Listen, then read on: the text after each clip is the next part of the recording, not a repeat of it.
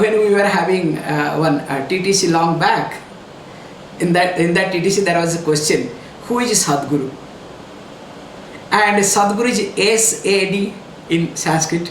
When English you put SAD, Sad, G-U-R-U. The person is no more now. So he wrote, the answer he wrote, it was amazing, okay. First of all, I didn't understand anything. What he has written and what is the question, really, it was hilarious. I said, hey, how could you write like this? You understand what is the question? Yes, I understand. Now what is the question?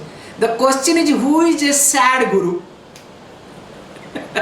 SAD, so instead of Sad, so he understood who is a sad guru. And he had written perfectly. In fact, I said, no, you deserve full mark. So, looks like the Sadgurus have become sad guru. You understand what I am trying to say? Why it happens? Because, as we see, to become a guru is a minimum qualification. To become a guru, the person must have a guru.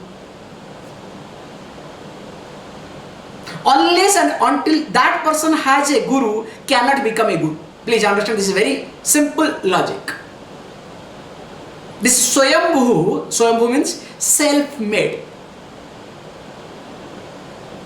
is not acceptable in teaching. In fact, Swayambhus means self-made people, any field is not accepted. Have you ever come across a self-made businessman? Dangerous to work with that person.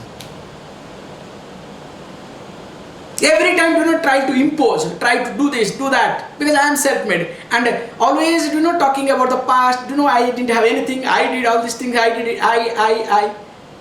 Hey, I have come to your teaching because I have come here to resolve my I. Now you are strengthening my I. So anybody as self-made, please understand, is very dangerous. You cannot have growth with a self-made person. That's why Sadguru, in short, that we discussed, that the person must be a Shrotriya. Technically we use the word. Shrotriya means the person who has studied under a teacher. Shrotriya means the one who has listened to the teaching. Because you can say, yes, I stayed with my teacher for 20 years, served. Now I can be a teacher. No, I am sorry. You are a servant, you remained as a servant. Did you listen to the teaching? Did you study? If you did not study under the teacher, how can you be a teacher? So that's why the person not only has a teacher, or he must have or had a teacher, also he must have studied scripture systematically. That technical word we call as Shrotriya.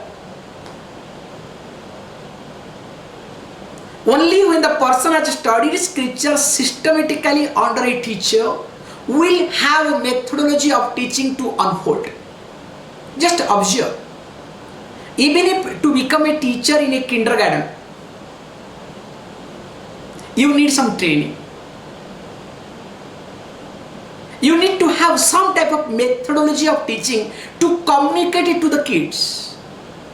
Even though you play with them all the time, but there is a way of playing. You understand what I am trying to say? You cannot play the way you want. There is some method they follow. That's why there is a certification. Unless you have that certificate, you cannot become a teacher even if for kindergarten, where you are just entertaining the children, kids. Because there is a methodology of teaching. When you play, you have to play in such a way so that you cannot create a confusion for the future. Now imagine this knowledge. Everybody becomes teacher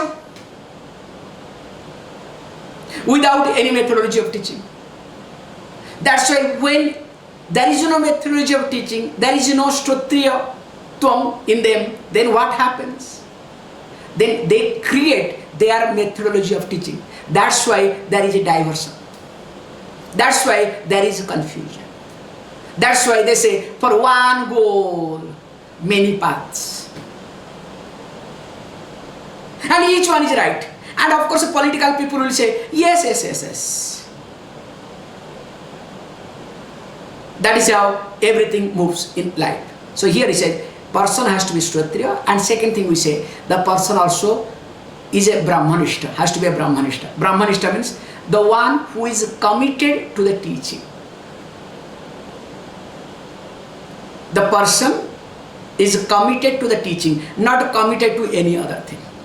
If the person is committed to the organization, if the person is committed, maybe Kshatriya, no doubt in it, has studied under a teacher systematically, but is more committed to the organization,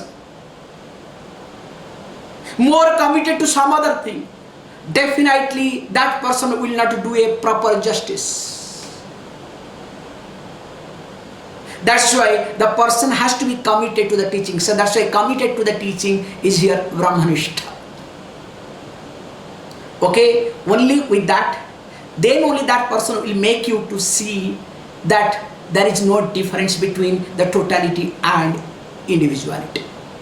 So once this Aveda Buddhi comes, once the Aveda Buddhi takes place, means no difference, then only what happens? The person becomes a Jivan Mukta. Jivan Mukta means Mukta liberated, a free person while being alive.